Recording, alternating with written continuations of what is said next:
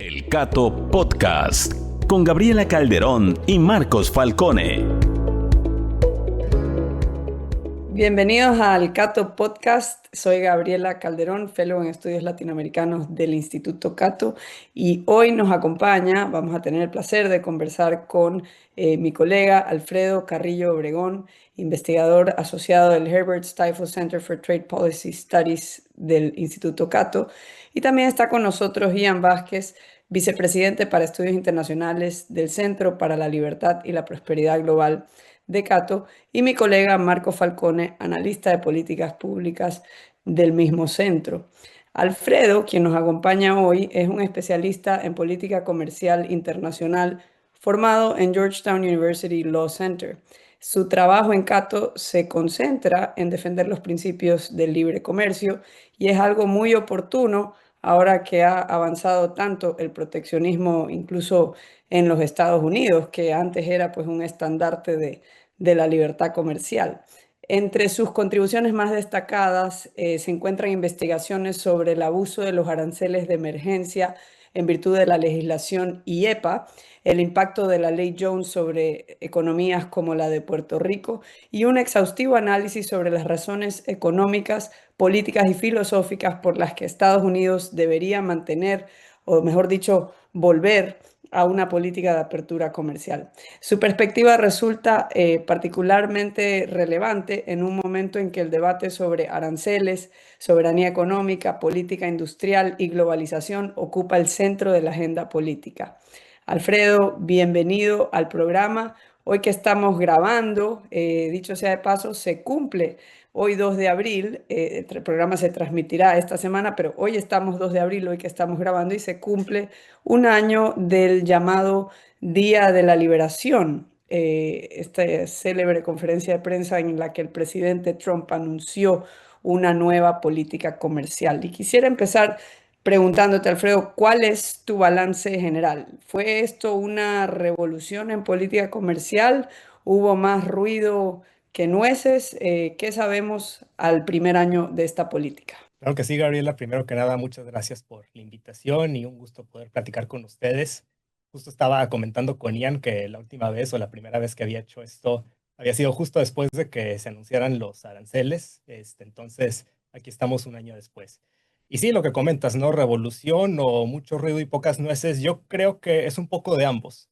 Sí es una revolución en el sentido de que por primera vez en muchos años, el arancel promedio que aplica Estados Unidos o que aplicó Estados Unidos, ya que la ley IEPA ha quedado invalidada por la Corte Suprema, pero el arancel alcanzó niveles que no se veían desde 1940. Es un proteccionismo que llevaba décadas sin existir en Estados Unidos, que se había enfocado durante mucho tiempo en negociar acuerdos de libre comercio, reducir barreras y fomentar mayores relaciones con otros países.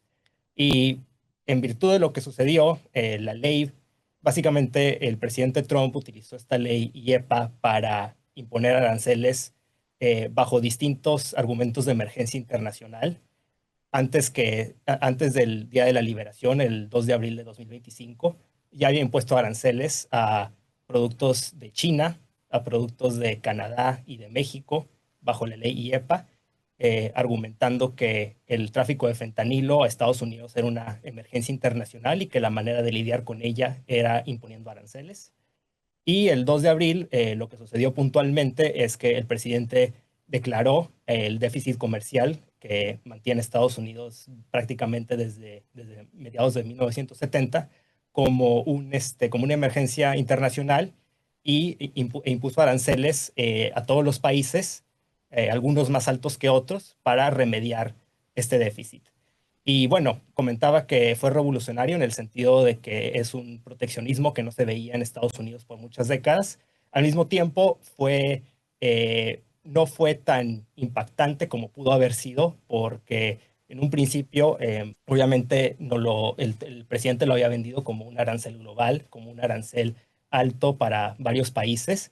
Y lo que terminó sucediendo en la práctica es que hubo negociaciones que redujeron la tasa arancelaria y hubo muchas exenciones que se promulgaron a lo largo del año 2025 que resultaron en que alrededor del 40% de las importaciones no quedaran sujetas a estos aranceles. Bueno, lo que también pasó inicialmente con ese anuncio es que había mucha incertidumbre, había muchas cosas que no se sabía exactamente qué significaban ya aplicados a la ley, en los reglamentos, qué iba a suceder y también esta incertidumbre para a nivel micro, ¿no? Los importadores, de cómo les iba a afectar a su empresa específicamente y los consumidores, cómo iba a afectar esto en los precios.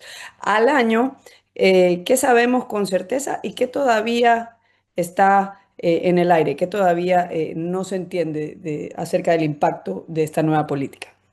Claro que sí, Gabriela. Y mencionas algo muy importante. Cuando menciono que hubo mucho ruido y pocas nueces, hablo de los costos directos de los aranceles, es decir, lo que te cuesta importar algo porque ya tiene arancel. Pero si hablamos de los costos indirectos o invisibles de los aranceles, que es precisamente la incertidumbre que mencionas y la complejidad del sistema arancelario de Estados Unidos, de las reglas para importar, el costo se hace mucho mayor y no es cuantificable de muchas maneras, pero hay estudios que muestran que la incertidumbre sobre la política comercial estadounidense alcanzó niveles históricos en 2025 y aquí en Keito tratamos de mapear, por así decirlo, las leyes comerciales o el sistema de importación de Estados Unidos y lo que encontramos o lo que mapeamos es que el sistema se volvió infinitamente más complejo en 2025 en relación a lo que era en 2017. Entonces, estos son costos invisibles que aumentaron de nuevo el impacto de la política del presidente Trump. Ahora, ¿qué sabemos y qué no sabemos de los aranceles? Pues sabemos que tuvieron costos importantes, si bien habrá muchos defensores dentro de la administración y fuera de la política arancelaria que dicen que no se disparó la inflación, que no hubo un apocalipsis económico, como quizá había gente que lo había predicho al momento en el que se anunció la política comercial. Sin duda, los aranceles tuvieron un impacto importante en los precios. Se estima que hay estudios que estiman que alrededor del 96% de los costos de los aranceles los terminaron pagando los importadores y los consumidores estadounidenses. Tenemos evidencia anecdótica, pero también de encuestas, por ejemplo, del sector manufacturero, en el que las empresas han dicho que los costos de los aranceles y la incertidumbre contribuyeron para disminuir la actividad en el sector y disminuir inversiones adicionales, disminuir incrementos salariales o incluso de empleo. Entonces, o sea, tenemos bastante evidencia de que hubo un impacto micro por parte de la política comercial. También tenemos bastante evidencia de que la política comercial fomentó bastante disfunción, si se puede decir de esa manera, a nivel político. La cantidad de lobbying o de cabildeo que se ha presentado en el año 2025 en relación a temas arancelarios ha sido mayor a lo que se había visto en muchas décadas. En los periódicos quizá algunos de la audiencia recuerden, por ejemplo, ver cómo los tres grandes productores automotrices de Detroit o Tim Cook, el CEO de Apple, o Jensen Huang, el CEO de Nvidia, iban a la Casa Blanca, le presentaban algún tipo de regalo al presidente y al día siguiente o unos pocos días después anunciaban que los productos que impactaban a sus empresas quedaban exentos de los aranceles, ¿no? Y luego también la disfunción a nivel internacional, con Estados Unidos volviéndose un socio cada vez menos confiable. Y por supuesto, a nivel legal, la cantidad de demandas que hubo por parte de importadores para desafiar los aranceles. Se estima que al momento en la Corte de Comercio Internacional de Nueva York hay más de 2.000 demandas buscando reembolsos de los aranceles que ya quedaron invalidados por la Corte Suprema el pasado 20 de febrero. A ver, hay que volver al día de liberación, ¿no? Porque ese mal llamado día de liberación era el día en que Trump prometía aranceles altos contra prácticamente todos los países, si no me equivoco, todos los países del mundo, incluso algunas islas donde solo viven pingüinos. Así es. Y era difícil de entender. Primero, la justificación. Segundo, cómo iba a lograr lo que decía que quería lograr.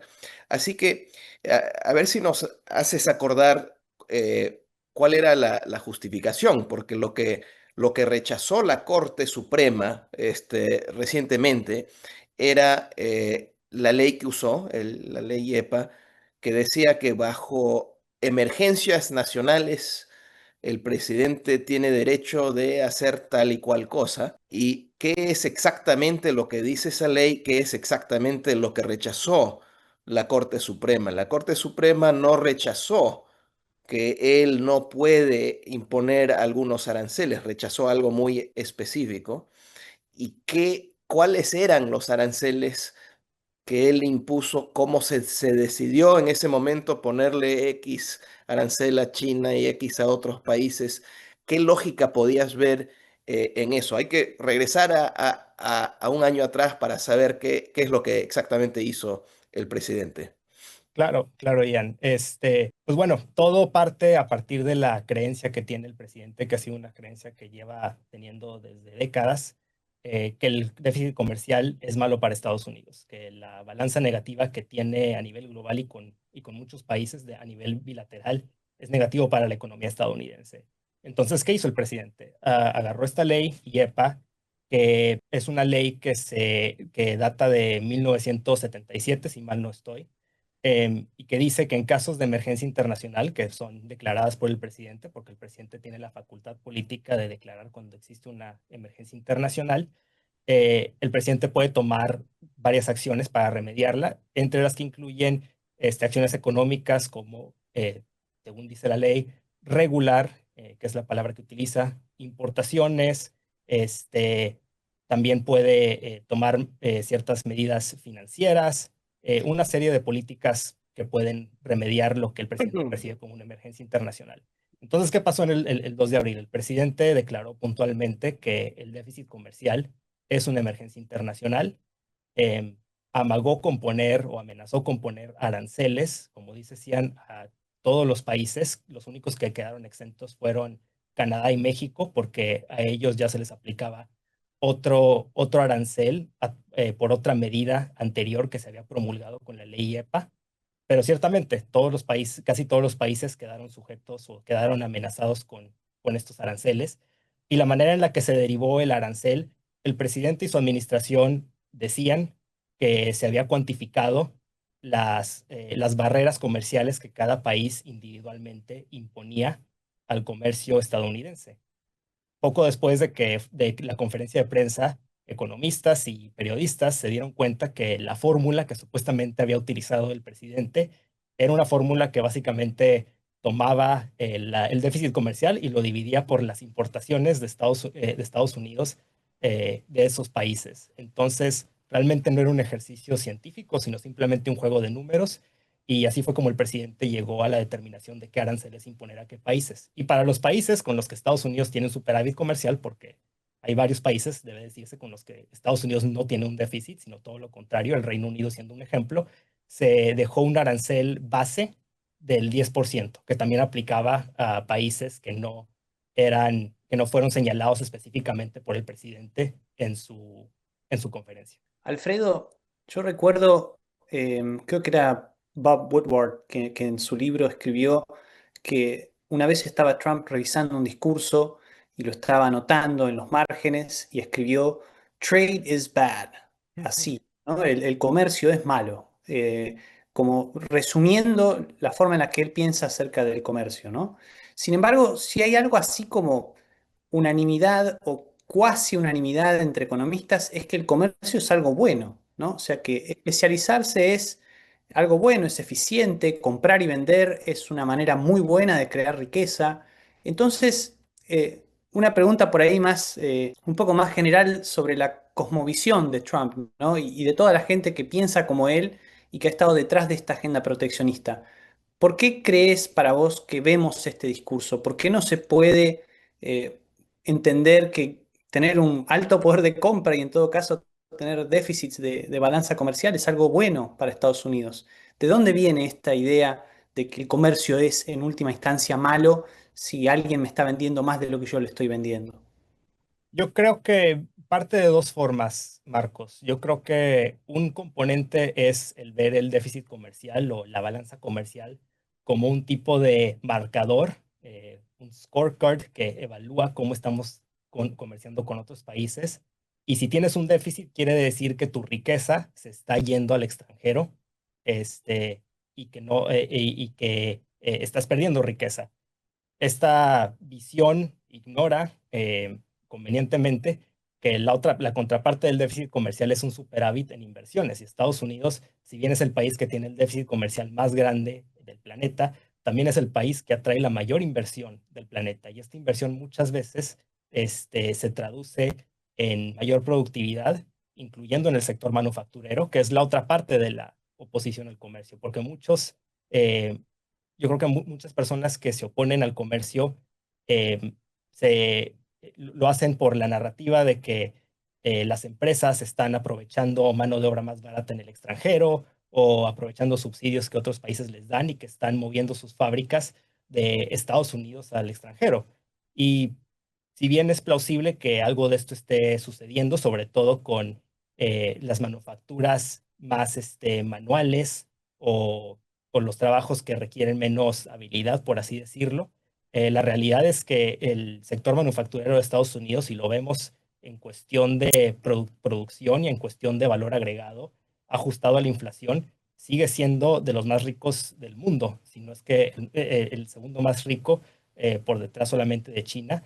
Y estas métricas, sobre todo la de valor agregado, alcanzan récords históricos año tras año. Entonces es una historia que va más allá del comercio y que también habla de tecnología, de cambios en la economía estadounidense. La economía estadounidense ha cambiado de ser una basada en donde el sector manufacturero tiene un impacto o un peso mayor a una economía basada en servicios. Pero todo esto pues es un relato más complicado y lo más sencillo políticamente, sobre todo por parte de la gente, de las élites que no apoyan el comercio. Es decir, negociamos un acuerdo con México o establecimos relaciones permanentes con China y las empresas y las fábricas se fueron para allá para aprovechar la mano barata, ¿no? Entonces, creo que parte de una serie de eh, ideas erróneas sobre cómo funciona el comercio, sobre cómo funciona la economía en términos más generales. Alfredo, yo tengo una pregunta también volviendo este día, hace un año. Una de las justificaciones, y tú lo acabas de mencionar, era esta cuestión de reducir el déficit comercial de décadas que mantenía Estados Unidos año tras año. Y otra cosa que tú mencionas, que también se ha venido mencionando en los titulares durante el último año, es cómo a través de esta nueva política comercial, Estados Unidos iba a lograr mayor inversión en su economía. Entonces, ya habiendo pasado un año, ¿cómo ha sido el desempeño de estos indicadores? Además, creo que nos olvidamos mencionar que Estados Unidos estaba en déficit por décadas, ¿no? Claro. No es que de repente surgió una crisis de un día para el otro. Creo que eso también es importante en este cuento. Sí, por supuesto, Ian, como lo mencionas, Estados Unidos ha estado en déficit prácticamente desde mediados de los 70s. Entonces, pues bueno, el argumento político de que esto era una emergencia internacional y que había que actuar de manera rápida, como lo hizo el presidente el 2 de abril, pues perdió cierta credibilidad o perdió mucha credibilidad desde un principio, ¿no?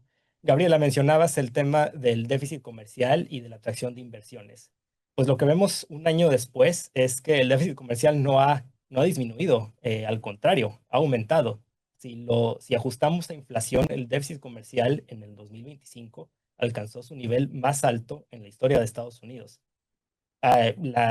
Los defensores de los aranceles en la administración y fuera de la administración se enfocan en el déficit mensual, como se ha venido reportando mes tras mes. Y lo que vemos es que ciertamente al principio del 2025 hubo un incremento importante debido a que había muchos importadores que básicamente trajeron mercancía para evitar el alza arancelaria y este déficit mensual fue menor hacia el final del 2025, pero si tomamos un promedio de a 12 meses como para ver el comportamiento anual, anual de estos déficits mensuales, lo que vemos es que Estados Unidos está prácticamente igual que como estaba a inicios del 2025 y que mucho de lo que se dice que es una reducción del déficit en promedios mensuales es realmente, se explica por, de nuevo, la anticipación de los importadores a los aranceles y la importación masiva de mercancías a principios del 2025 y también ciertas distorsiones a las estadísticas comerciales que el comercio y sobre todo las exportaciones de oro han influido en los cálculos. Pero nuevamente, si uno cree en el libre comercio, no es que deberíamos estar a favor o en contra de un déficit. A veces un país va a tener un déficit, a veces no, dependiendo de todas las decisiones que los individuos y las empresas hacen respecto a sus compras y ventas con otros países, ¿no? O con empresas o personas de otros países. No hay nada mal en tener un déficit necesariamente, siempre y cuando se basa en un mercado donde la gente hace decisiones y asume responsabilidades de esas decisiones. Así además se han vuelto ricos todos los países, ¿no? Si uno ve el desarrollo de Estados Unidos cuando se volvió rico era porque tuvo déficits grandes en que se invertía mucho en el Claro, es país que para el déficit para es su la cultura. otra cara, como decía Alfredo, de un superávit en la cuenta de capitales que puede ser que se está atrayendo muchas inversiones. Esa era la otra parte de la pregunta que te hice, Alfredo, que Sí, cómo van las Gabriela, inversiones, por ejemplo. sí, disculpa que no tuve, que no respondí. Lo que vemos en las inversiones es que el presidente prometía, vamos a reducir el déficit y las inversiones van a explotar, ¿no? Va a haber muchísima inversión. Y lo que vemos estadísticamente es que no ha sido así. O sea, si lo vemos, las inversiones se reportan cada trimestre. A partir de abril del 2025, la inversión trimestral en Estados Unidos, de hecho, disminuyó y la inversión en 2025 fue más baja que en 2024 y creo que hasta 2021. Entonces, sí, o sea, la política arancelaria del presidente no se tradujo en mayores inversiones.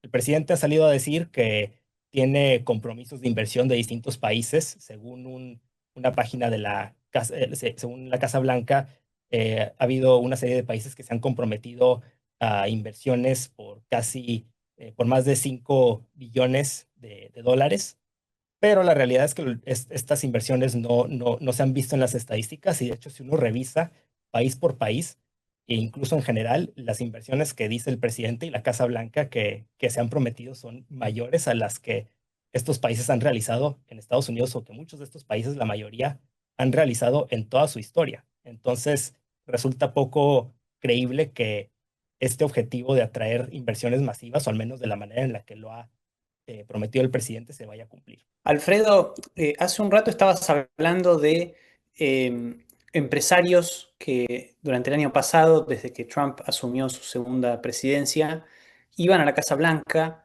y se juntaban con el presidente y quizás le hacían algún regalo y entonces luego aparecían excepciones a los aranceles, ¿no? Comportamientos sospechosos, ¿no? Que uno podría decir como mínimo, ¿no? Entonces, eh, ¿hay alguna forma en la que nosotros nos podamos acercar a medir, por ejemplo, ese fenómeno? Creo que hay una pista en el artículo que han publicado esta semana Scott Lincicome y vos, pero si nos pudieras decir, bueno, ¿cómo podemos ver si el capitalismo de amigos, por ejemplo, es algo que creció, si la percepción, por lo menos, de corrupción que genera toda esta incertidumbre, esta discrecionalidad, cómo nos podemos acercar a ese fenómeno? Claro, Marcos, ciertamente en el artículo reportamos una cifra de Open Secrets, que es una página que se dedica, o un portal que se dedica a rastrear el tema del cabildeo aquí en Estados Unidos, que muestra que la cantidad de empresas que contrataron empresas o que contrataron firmas de cabildeo para, bueno, por falta de otra palabra, cabildear en relación a temas arancelarios, aumentó más alrededor del 280% en 2025 en relación al 2024, lo que quiere decir que los aranceles realmente crearon mucho negocio para estas firmas de cabildeo y mucha actividad. Esta cifra no es perfecta para evaluar, por ejemplo, lo que mencionábamos de empresarios que se han acercado a la Casa Blanca directamente, porque todo esto es en base a información que se publica en cuanto a cabildeo ante el Congreso, pero ciertamente nos da una idea de cuánta actividad ha generado en cuestión de cabildeo esta política arancelaria. Otro objetivo que tuvo Trump al anunciar los aranceles y, por cierto, todo el proteccionismo que él persigue es incrementar los empleos en el sector manufacturero, ¿no? ¿Cómo ha ido esa parte en Estados Unidos? Claro, Ian, bueno, hay que resaltar primeramente que los empleos en el sector manufacturero llevan décadas con una tendencia negativa. Y esto, pues, de nuevo, regresamos a lo que explicaba sobre el cambio más fundamental que ha habido en la economía estadounidense, hacer una economía de servicios, pero también hacer una economía más productiva en manufacturas, en donde no necesitas la misma cantidad de gente trabajando ahí que tenías en 1970 para generar mayor producción. Realmente resulta impactante cuando comparas gráficas de la producción manufacturera año tras año con los empleos manufactureros y van en direcciones totalmente opuestas. La producción ha ido aumentando a lo largo de las décadas y los empleos han ido disminuyendo. Ahora, ¿qué sucedió en el 2025? Bueno, el sector manufacturero teniendo varios desafíos desde el año anterior y desde años anteriores, ¿no? Por temas de inflación, por temas de reconfiguración de cadenas de suministro, por distintas situaciones que se habían presentado, falta de mano de obra calificada, pero ciertamente los aranceles o lo que vemos en el 2025 es que los aranceles no revertieron esta tendencia. El sector manufacturero no registró una alza en empleos en ningún mes del 2025. Todos los meses se registraron pérdidas. Entonces, si bien de nuevo, esto no es solamente por los aranceles, es debido a muchos otros factores, pero sí tenemos evidencia de nuevo de anécdotas, de encuestas que la misma industria realiza en la que las compañías dicen que los aranceles y la incertidumbre que se generó en torno a los aranceles ha sido un factor que ha disminuido o que ha causado que no haya mayor actividad en el sector. Alfredo, tengo una pregunta porque a raíz del Día de la Liberación se desató una carrera por negociar los llamados acuerdos de comercio recíproco. Así es. Y bueno, meses o semanas después se empezaron a anunciar los primeros.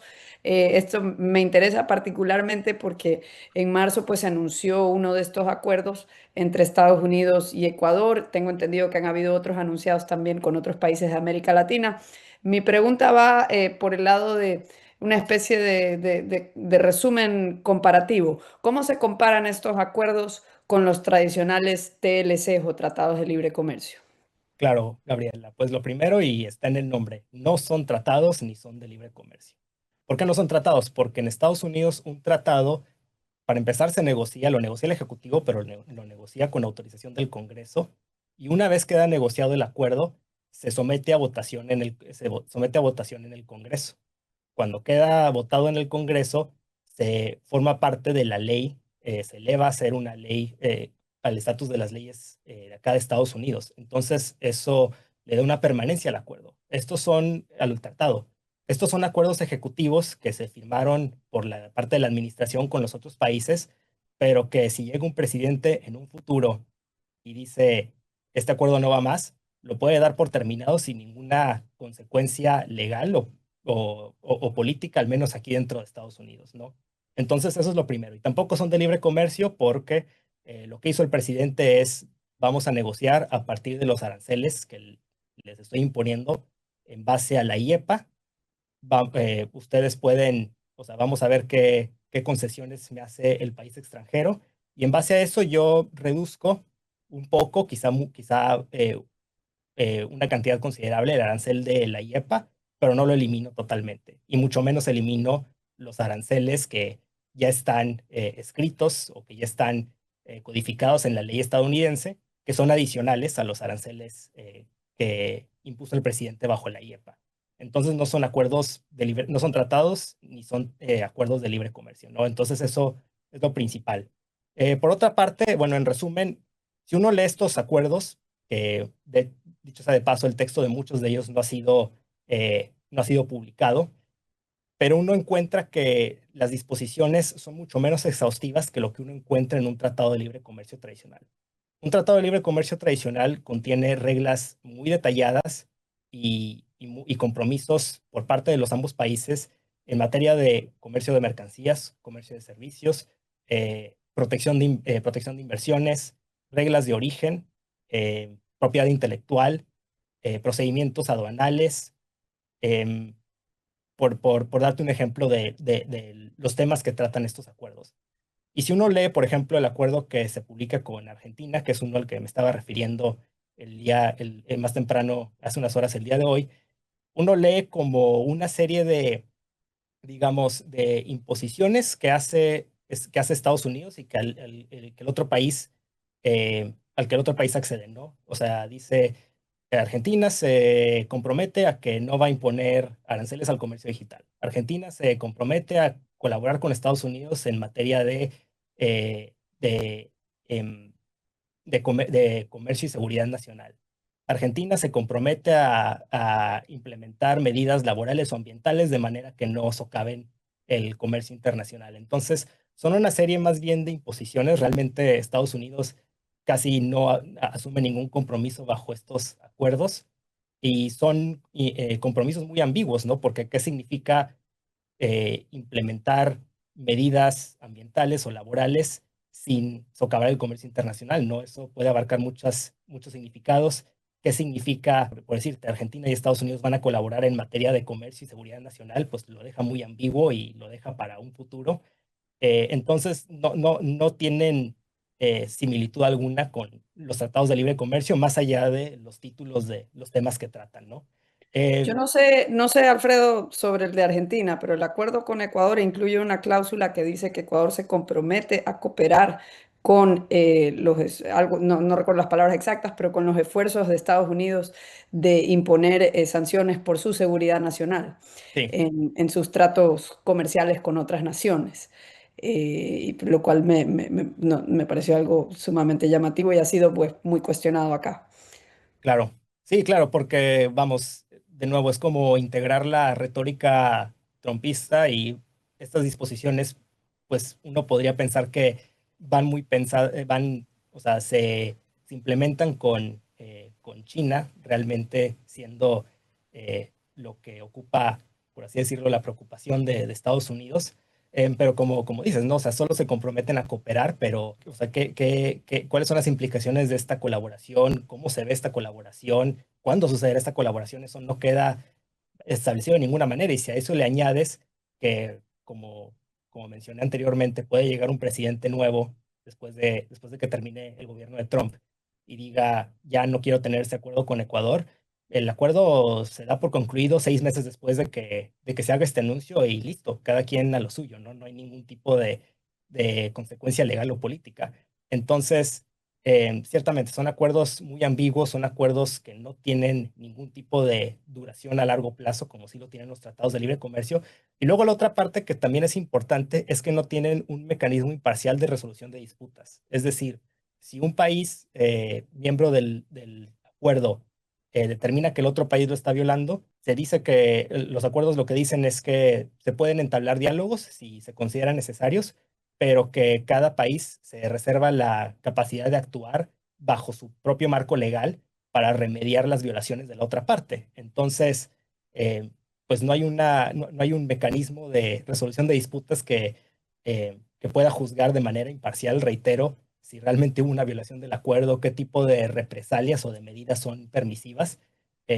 No hay ese tipo de arquitectura que es fundamental para garantizar, por un lado, la duración de estos acuerdos y, pues, por otra parte, la seguridad y la seguridad que podría radicar en que existe un acuerdo un acuerdo comercial. Alfredo, y ya que estamos hablando de las relaciones de Estados Unidos con otros países y en general del mundo, quisiera preguntarte cómo observamos un año después del mal llamado Día de la Liberación, las acciones del resto del mundo, sobre todo de los aliados comerciales de Estados Unidos, a un año del gobierno de Trump?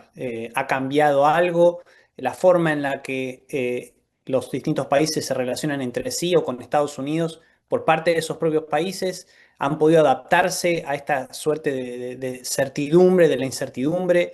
¿Cuál es el panorama? Sí, Marcos, pues un año después lo que vemos es que hubo muchos de estos países que sí alcanzaron acuerdos bilaterales con el presidente Trump para conseguir una disminución de los aranceles de la IEPA, para conseguir exenciones a otros aranceles que se aplicaron a través de otras leyes también por parte del Ejecutivo. Eso por una parte en cuanto a la relación de los países con Estados Unidos. Entonces, ahora que la IEPA ya no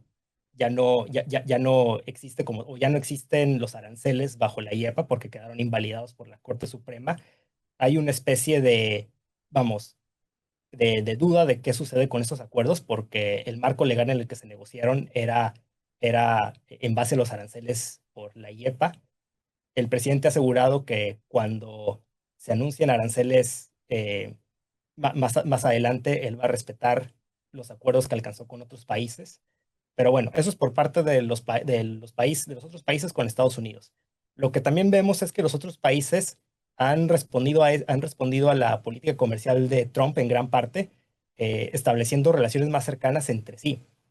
eh, la Unión Europea, Canadá, incluso China y la India, Corea del Sur, por ejemplo, se han puesto a negociar más acuerdos entre sí. Por ejemplo, la Unión Europea alcanzó uno reforzó, redobló esfuerzos para establecer uno con Mercosur, como ustedes bien saben, pero también alcanzó acuerdos con Australia y con India. Canadá inició negociaciones con más países asiáticos, por ejemplo, Filipinas, Tailandia, y aparte está entablando un diálogo entre la Unión Europea y un bloque de países, un bloque de países que forman parte del Acuerdo de Asociación Transpacífico, que es un acuerdo mega regional que incluye países como México, Canadá, ahora el Reino Unido y varios países de la región del Asia-Pacífico. Y como me mencionaba, también China e India han ido redoblando sus esfuerzos para negociar acuerdos con otros países. Entonces, mientras Estados Unidos se retrae del resto del mundo y mientras Estados Unidos sigue sin negociar un acuerdo comercial comprensivo, un tratado de libre comercio comprensivo desde el 2020, los otros países siguen buscando maneras de fomentar el comercio entre ellos mismos. Lo que falló la Corte Suprema era que Trump estaba tratando de imponer impuestos hacia los americanos de una manera sin que pase por el Congreso, como dice la Constitución, ¿no? Este, ¿Eso qué implica para la política de Trump ahora? Por un lado, quiere decir que muchas empresas han pagado impuestos que no les correspondían y ahora Estados Unidos, el gobierno, les debe plata a ellos, por lo menos, que es una gran cantidad de dinero. Y por otro lado, no es que le deja a Trump sin ninguna manera de imponer ciertos aranceles. ¿Qué es lo que tiene Trump como alternativas para conseguir lo que está buscando respecto a su política comercial? ¿Y cómo describirías tú que es el verdadero nivel de proteccionismo hoy comparado al día en que anunció la liberación o estos aranceles hace un año? Por supuesto, Ian. Bueno, empezando por qué alternativas tiene Trump. Ciertamente la Corte Suprema declaró declaró que la IEPA no permitía al presidente imponer aranceles, pero el presidente tiene a su disposición otras leyes que le permiten imponer aranceles y cuya autorización o cuyas facultades no están en tela de juicio o en duda como lo estuvo con la IEPA. Estoy hablando concretamente de seguramente o probablemente los que escuchen este podcast y que sigan estos temas habrán escuchado de estas leyes. La sección 301 de la Ley Comercial de 1974, la sección 232 de la Ley de Expansión Comercial de 1962 y la sección 122 también de la Ley Comercial de 1974. Y bueno, puedo explicar más adelante qué significa cada una de estas leyes, pero el punto es que le dan la facultad al presidente de imponer aranceles bajo distintas justificaciones, pero son poderes que ya le delegó el Congreso. Es decir, la razón por la que la IEPA quedó invalidada por la Suprema Corte no aplica necesariamente con estos aranceles, porque está en el texto y está en la legislación o en la historia legislativa que fueron diseñados para darle al presidente la facultad de imponer aranceles. Entonces, ¿qué pasó después de que la IEPA quedara invalidada? El presidente anunció un arancel del 10% a todos los países, con varias excepciones en base a productos, un arancel del 10% global bajo la sección 122. ¿Qué hace la sección 122? La sección 122 le permite al presidente imponer un arancel de hasta el 15% por 150 días, por situaciones donde el país esté atravesando un problema de pagos internacionales, y la justificación que utilizó el presidente es que Estados Unidos tiene un déficit serio en su balanza de pagos y por lo tanto puede imponer aranceles. El argumento básicamente se radica en el déficit comercial de nuevo, y ahora tenemos aranceles del 10% a nivel global. Al mismo tiempo, el presidente o la administración dentro de las últimas 2 semanas inició investigaciones bajo la sección 301, que es una ley que le permite al presidente imponer aranceles para remediar situaciones en donde países extranjeros estén actuando de manera injusta o imponiendo barreras injustas al comercio estadounidense. Eh, la Oficina del Representante Comercial de Estados Unidos inició investigaciones a 16 países por lo que ellos llaman exceso de producción. Es decir, ellos aseguran que estos países están produciendo más de lo que necesitan, y por lo tanto esta sobreproducción le tiene efectos negativos en el comercio estadounidense, y esto justificaría aranceles.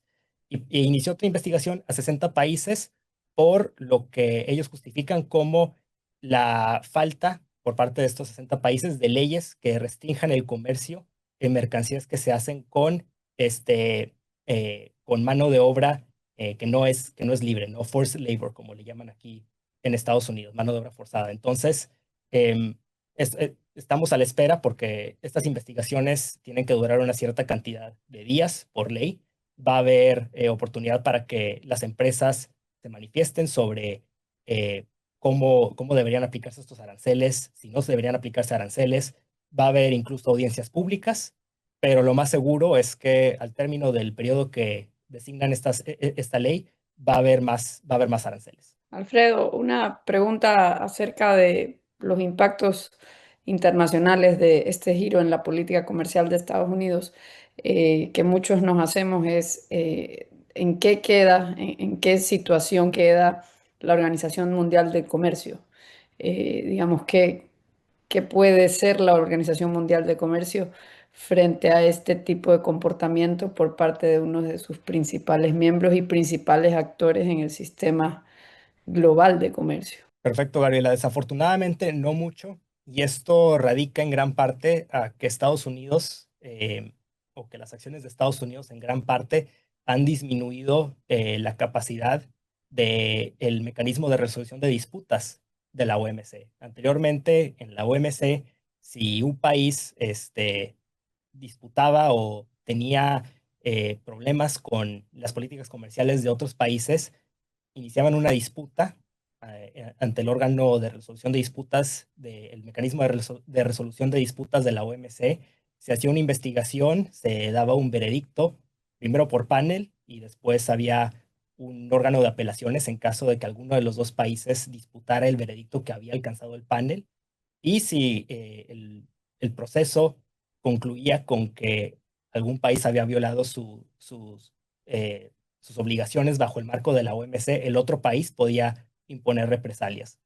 Este mecanismo de resolución de disputas lleva desde diciembre del 2019 sin funcionar, en gran parte porque el órgano de apelaciones quedó sin miembros para oír disputas. Es decir, hoy en día, si un miembro tiene una disputa con otro miembro, puede iniciarla ante la OMC. La disputa pasa a panel y se da un veredicto, pero si el país que cuyas políticas comerciales están siendo desafiadas, no está de acuerdo con el veredicto, lo puede apelar y el veredicto no se hace efectivo y la situación queda efectivamente sin resolverse. Y esto, de nuevo, es la situación por la que esto ha ocurrido es porque desde la administración de Obama, Estados Unidos se ha negado a renovar el órgano de apelaciones, la membresía en el órgano de apelaciones, y este quedó sin funcionar desde diciembre del 2019. Y bueno, ya de una manera más general, la OMC pues queda en un segundo plano por estas acciones, ya que son flagrantes violaciones al principio de nación más favorecida, que es la base de las leyes globales de comercio.